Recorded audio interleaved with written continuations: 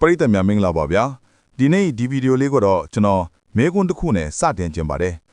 တင်အိမ်မက်ကကောင်းကင်ဘော်ကကျဲတပွင့်လို့ဖြစ်နေပြီးတင်ကတော့မြေကြီးပေါ်မှာလက်လန်းမမီနိုင်ပဲမော့ကြည့်နေရသူတယောက်လိုခံစားနေရပါသလား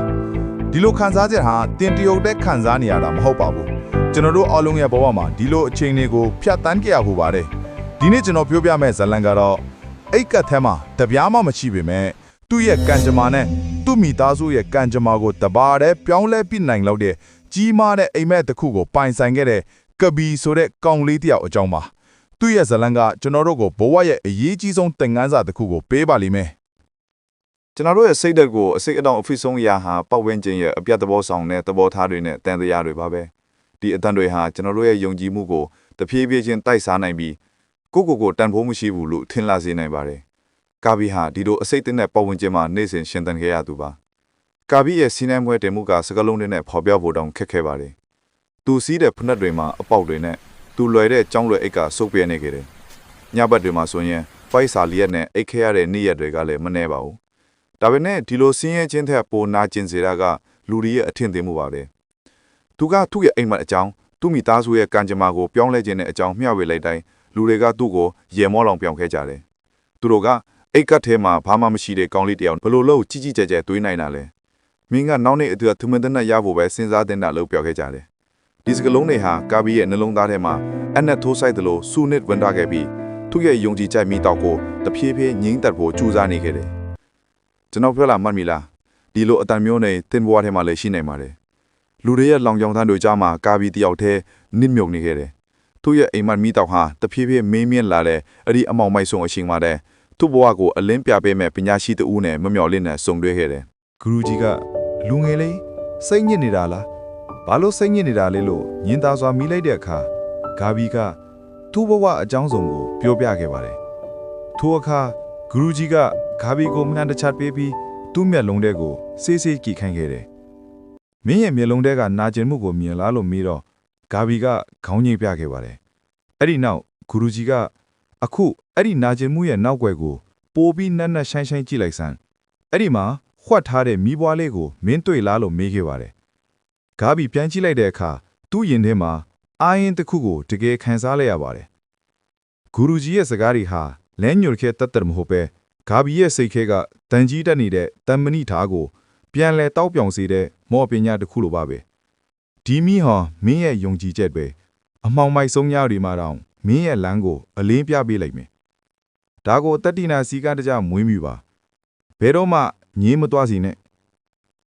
လူတွေကမင်းရဲ့မှန်ကိုဖုံမှုတ်တဲ့နဲ့ဖုံးလွှမ်းအောင်စ조사လိုက်မယ်မင်းဟာဘာမှမလုပ်နိုင်တဲ့သူမပြီးစလုံးတဲ့သူလို့ယုံကြည်လာအောင်သူတို့ကပြောဆိုလိုက်မယ်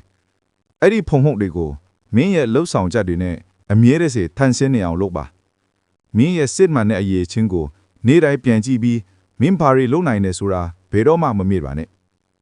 ဂူရူကြီးရဲ့စကားတွေဟာကဘီယာရဲ့နှလုံးသားထဲမှာမျိုးစေ့တစ်စိတ်လိုကြာရောက်သွားခဲ့တယ်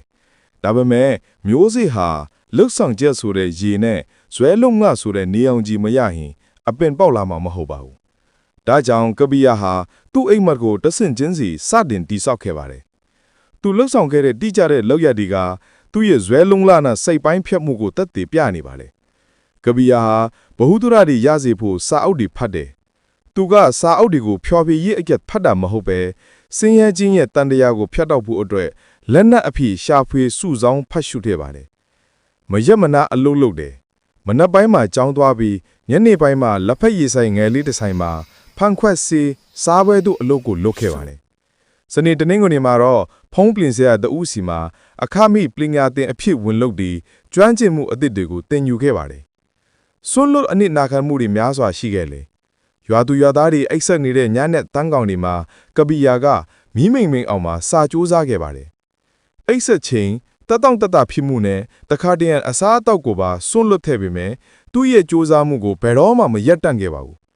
သူ့အတွက်အကီးမားဆုံးတွန်းအားကတော့သူ့မိသားစုပါပဲကျမ်းမာရေးမကောင်းတဲ့မိခင်အတွက်ဆေးဘိုးဝါခမတတ်နိုင်တာနေဘူးထဲမှာတနေ့ကောင်ပင်ပန်းစင်းရဲစွာအလုပ်လုပ်ပြီးအိမ်ပြန်လာရင်လက်ဖလာနဲ့ဖြစ်တတ်တဲ့ဖခင်ရဲ့ပုံရိပ်တွေကသူ့ကိုရှေ့ဆက်တိုးဖို့တွန်းအားတွေဖြစ်စေခဲ့ပါတယ်။နှစ်တွေကြာလာတဲ့အခါကဘီစိုက်ဖြိုးခဲ့တဲ့ဇွဲလုံးလမျိုးစေ့တွေဟာ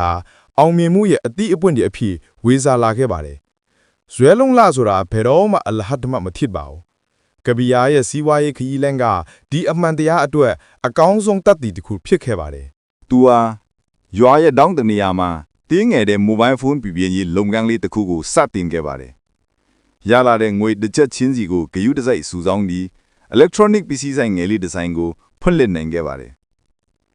သူဟာနေရောညပါအလွတ်လွတ်ခဲ့တယ်ဖောက်တဲ့တိုင်းကိုလေးစားစွာဆက်ဆံခဲ့ပြီးရလာတဲ့အမြတ်အစွန်တိုင်းကိုလုပ်ငန်းထဲမှာပြက်လဲရင်းနှီးမြှုပ်နှံခဲ့ပါတယ်ဒီလိုနဲ့ဆိုင်တစ်ဆိုင်ကနေ3ဆိုင်အထိတိုးချဲ့နိုင်ခဲ့ပါတယ်နောက်ဆုံးမှာတော့သူဟာကိုပိုင်မူပိုင်အပေါ်ပစ္စည်းအမတ်တစိုက်တစ်ခုကိုအောင်မြင်စွာတည်ထောင်နိုင်ခဲ့ပါတယ်သူရဲ့အောင်မြင်မှုကသူ့မိသားစုဘဝကိုပါလုံးဝပြောင်းလဲစေခဲ့ပါတယ်သူမိခင်ဟာပုံမှန်စိတ်ကူးတမှုခံယူနိုင်ခဲ့ပါပြီသူ့ဘဝမှာပထမဆုံးအကျင့်အဖြစ်နေဘူးထဲမှာချွေးတန်းတရွှဲရွှဲနဲ့အလုံးလုံးဆရာမလို့ပဲအိမ်မှာအနားယူနေတဲ့ဖခင်ရဲ့မျက်နှာကိုမြင်လဲရခြင်းမှာတော့ကဘီယတာအောင်မြင်မှုရဲ့တကယ်အတိတ်ပဲကိုနားဆယ်သွားခဲ့ပါတယ်အန်ဩစရာကောင်းတာကတစ်ချိန်ကသူ့ကိုအိတ်ကက်သေးဘာမှမရှိတဲ့ကောင်လို့လောင်ပြောင်ခဲ့တဲ့လူတွေဟာအခုတော့သူ့ယုံရှိမှာအလုတ်တစ်ခုရဖို့တန်းစီဆောင်ဆိုင်နေကြတာပါပဲဒီနေ့မှာဂူရူကြီးကအောင်မြင်နေပြီဖြစ်တဲ့ကဘီကိုပြန်လာတွေ့ပြီးဒီလိုစကားတခွန်းပြောခဲ့ပါတယ်ကဘီလောကကြီးကဆင်းရဲတဲ့ကောင်လေးတွေကိုရီမန်းချက်ကြီးတွေမထားဖို့အမြဲကြိုးစားတယ်ဒါပေမဲ့ရီမန်းချက်ကြီးတွေထားရတဲ့သူတွေကတော့သူတို့ရဲ့ဇလန်းကိုပြန်လဲရေးသားကြတယ်တဲ့ဟုတ်ပါတယ်ကဘီရဲ့ဇလန်းကကျွန်တော်တို့ကိုအိမ်မက်ကိုအိတ်ကက်တဲ့ကပတ်စံနဲ့မတိုင်းတာပဲနှလုံးသားတွေကအမြင်နဲ့တိုင်းတာတဲ့ဆိုတဲ့အချက်ကိုတက်တည်ပြခဲ့ပါတယ်ဒီဗီဒီယိုလေးကိုကြည့်နေကြတဲ့မိတ်ဆွေများခင်ဗျာတင်းရဲ့နှလုံးသားထဲမှာမျောလင်းချက်မီးပွားလေးတစ်ခုကိုခံစားနေရပြီဆိုရင်အဲ့ဒီမီးပွားလေးကိုလေပြင်းတဲ့ကြားမှာမငိမ့်တက်လိုက်ပါနဲ့အဲ့ဒါကိုယုံကြည်မှုနဲ့မွေးမြူပါလှုပ်ဆောင်ချက်တွေနဲ့ဆက်လက်ရှင်သန်စေပါမှတ်ထားပါတင်းရဲ့အောင်မြင်မှုအခမ်းအသစ်ကတင်းကြီးမားတဲ့ဆုံးဖြတ်ချက်တွေချရဲတဲ့အခိုက်အတန့်ကနေစတင်ပါတယ်တင်းရဲ့ကလောင်နှံကိုအခုပဲကင်လိုက်ပါတင်းအောင်မြင်မှုရဲ့ပထမဆုံးစာမျက်နှာကိုဒီနေ့ဒီခိုက်တန်းကစပြီးရေးသားလိုက်ပါအားလုံးကိုကျေးဇူးတင်ပါတယ်